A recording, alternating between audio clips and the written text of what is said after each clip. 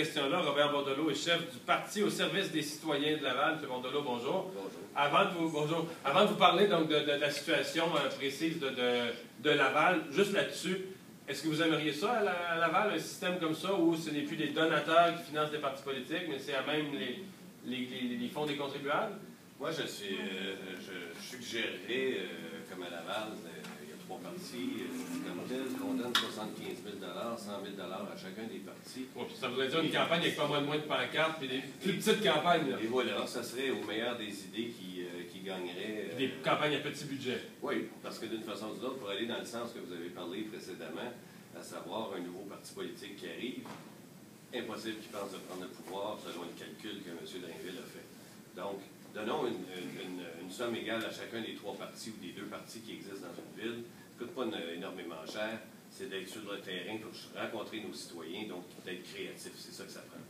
Les dernières heures ont donné lieu à pas mal d'actions dans votre ville à Laval, perquisition à l'hôtel de ville, chez le maire. Vous réagissez comment, ça? Je suis très heureux qu'enfin, il y a des choses qui se passent à Laval. Vous êtes heureux parce que d'un point de vue partisan, ça beurre l'autre, ou vous pensez vraiment qu'on nettoie quelque chose d'important? Écoutez, ça fait 19 ans que je fais de la politique municipale à Laval. Je suis natif de Laval. Depuis mes 19 années à l'opposition comme telle, ce n'est que des rumeurs, d'allégations de toutes sortes, des rumeurs, des allégations de toutes sortes. Ça entache continuellement notre réputation à Laval. Anciennement, on nous traitait de la ville, le centre d'achat, maintenant c'est la ville aux enveloppes. Donc, en étant citoyen de Laval, je pense qu'on a une réputation à protéger. Personnellement, j'ai créé le Parti au service des citoyens en janvier 2006 pour justement faire en sorte de ne pas arriver à la dernière minute. Et je suis candidat à la mairie depuis ce temps-là. Et on dénonce, nous, continuellement depuis 7 ans environ, toutes sortes de magouilles potentielles. Mais là, on parle de magouilles potentielles, d'allégations. Là, on comprend quand même que la police, l'UPAC, a réussi à convaincre un juge qu'il y avait des affaires assez sérieuses pour justifier des perquisitions, puis de rentrer dans les bureaux, puis de saisir des classeurs. Mais vous, de votre côté, est-ce que, comme parti d'opposition, vous en avez monté des dossiers, vous en avez vu des choses, ou vous êtes toujours dans le placotage de ce qui se raconte? Nous, de toute façon, on est le meilleur critique de l'administration Vaillancourt, mais on est aussi le parti qui propose des solutions à chaque critique qu'on fait. Je donne un exemple. On a découvert tout récemment un terrain qui appartient à... Ce terrain est loué par la ville depuis une dizaine d'années.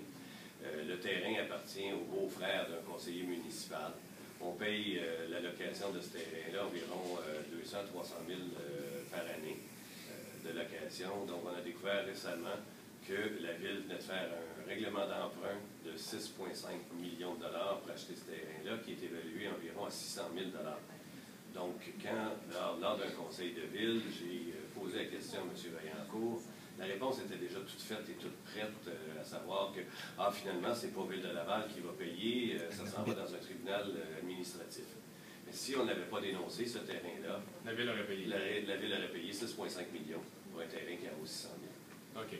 Donc, vous pensez qu'il y a un gros changement nécessaire à Laval. Les rumeurs auxquelles vous avez référé, il n'y a jamais eu de procès, mais je les entendais, on les entendait, on circulait. L'administration en place a quand même été réélue à répétition, pas avec des petites majorités dans certains cas. On a l'impression que les citoyens de Laval, les taxes n'étaient pas trop hautes, qu'il y a une certaine qualité de vie, que les gens passaient par-dessus tout ça, puis disaient on vote pour lui, puis ça va bien à Laval, on continue.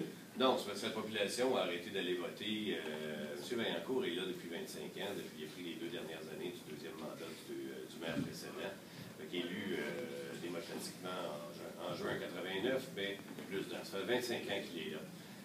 La question à se poser, c'est comment se fait-il qu'à chaque élection, qu'il y a déjà un parti politique d'opposition qui est là, qui arrive toujours un 3e parti politique à quelques mois d'une élection. Donc ça, c'est une première question à se poser. Vous pensez qu'il crée lui-même des partis par en arrière pour diviser le vote d'opposition? Malheureusement, je n'ai pas les preuves nécessaires, mais pour avoir fait de la politique depuis 19 ans, pour avoir été dans d'autres partis politiques antérieurement, effectivement, les argents venaient d'en haut. Mais, comme je vous dis, je n'ai pas de preuves là-dessus. Par contre, l'agenda politique de l'autre parti, on ne se préoccupe pas de ça. Nous, notre agenda, c'est de changer l'administration qui est présente. Nous, on est sur le terrain, dans les événements avec les citoyens depuis presque 7 ans maintenant. Donc, nous sommes la force du changement. Parce que, comme je disais, on ne fait pas que critiquer, mais on propose. M. Bordelot, merci d'avoir été là. On revient dans 2 instants avec François Gagnon. On va essayer de brosser ensemble le